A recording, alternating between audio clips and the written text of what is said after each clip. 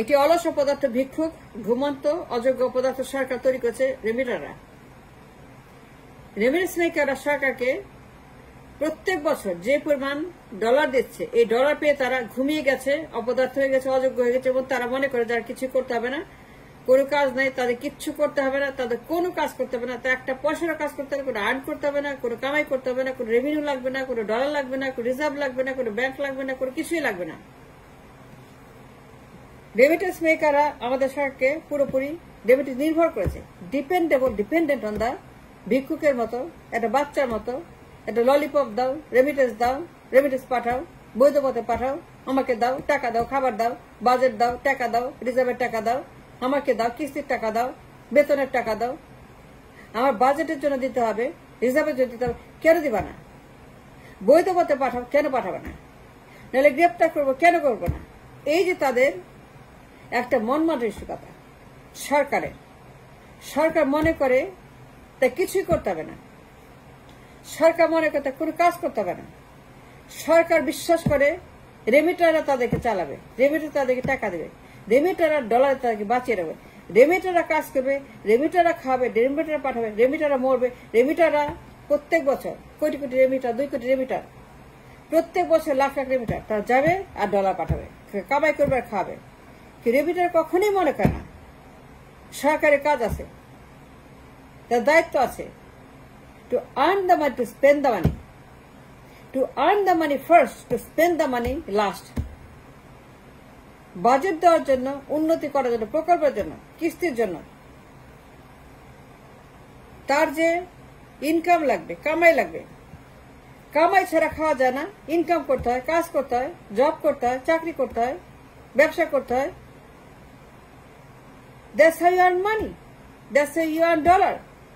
আপনি এক্সপোর্ট করবেন, আপনি কর্মসংস্থান করবেন, শিল্পায়ন করবেন, ম্যানুফ্যাকচারিং করবেন, ইন্ডাস্ট্রিজ বানাবেন, কিন্তু সরকার কিছুই করবে না, বসে বসে গিলবে, বসে বসে আরাম করবে, শুয়ে শুয়ে ঘুমাবে, খাবে দাবে আর মোটা হবে, বিশাল হবে, হাতির মতো মোটা হবে, 500-500 মানে গেরিলা হবে, আর পার্লামেন্টে চিল্লাবে রেমিটেন্স, হুন্ডি হুন্ডি হুন্ডি।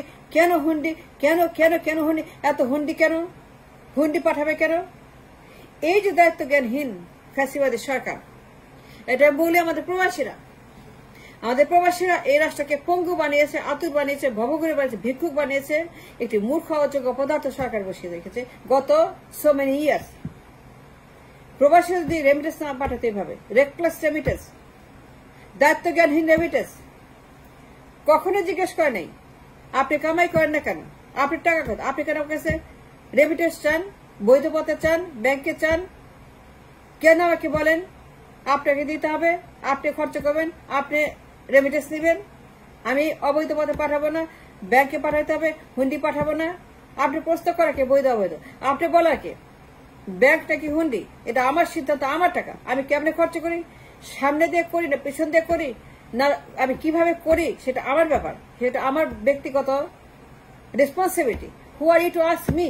বৈধ অবৈধ পথে আমার টাকা আমি কামাই করি, তোমার টাকা তুমি কামাই করো, খরচ করো, কিন্তু কোন রেমিটেন্স মেকার আজ তো জিজ্ঞেস করলে সরকারকে আপনার ইনকাম কোথায়, আপনার এক্সপোর্ট কোথায়, আপনার ডলার কোথায়, আপনার রিজার্ভ কোথায়, আপনার ব্যাংক কোথায়, আপনার যে ফান্ড হবে সে ফান্ডটা কোথায়? আপনি কামাই করেন না, আপনি ইনকাম করেন না, আপনি কামাই করেন না কেন? কামাই না করলে চলবেন কেমনে? কামাই না করলে বাজেট দেবেন কেমনে? কামাই না করে কিস্তি দেবেন কেমনে? কামাই না করে ভর্তুকি দেবেন কেমনে?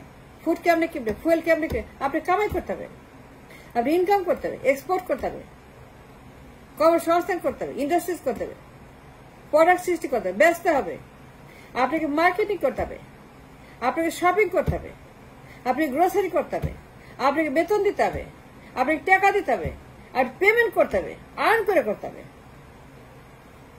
যদি আর্ন না করেন, if you don't earn the money, can spend the money, আপনার কোনো আর্নিং নাই, আপনার কোনো ইনকাম নাই, কোনো ইন্ডাস্ট্রিজ নাই, আপনার কোনো রিজার্ভ নাই, আপনার কোনো ডলার নাই, all is depending on the remittance.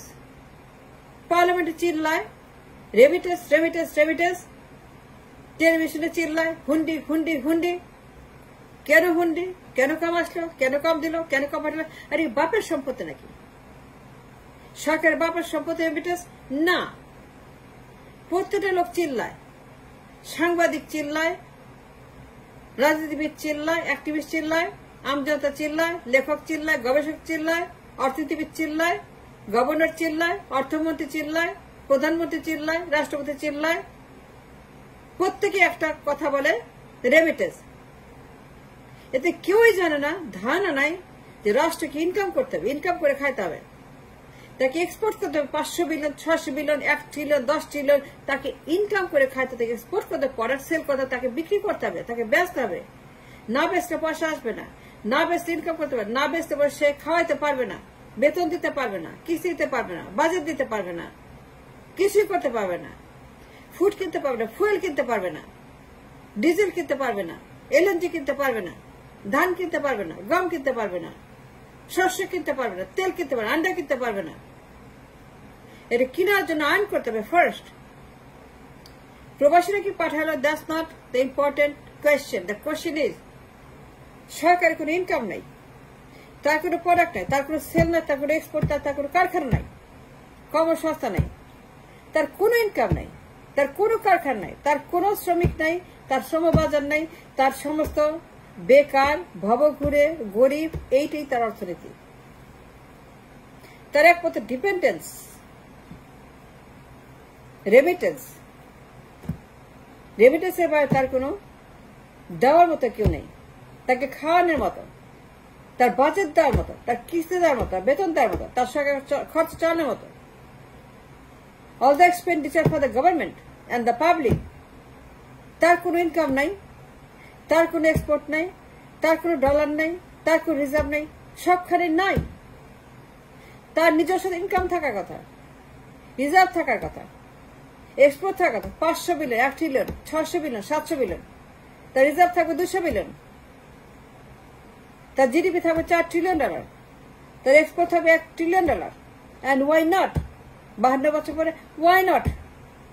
কিন্তু সরকার চিল্লায় রেমিটেন্স, রেমিটেন্স, 52 বছর পরে পার্লামেন্টে চিল্লায়, টেলিভিশনে চিল্লায়, মিটিংয়ে চিল্লায়, সাংবাদিক সম্মেলনে চিল্লায়, ভিডিওতে চিল্লায়, ভয় দেখায়, রেমিটেন্স, হুন্ডি, ধরবো, গ্রেফতার করবো। But my question is not that. My question is very simple. Sarkar income কোথায়?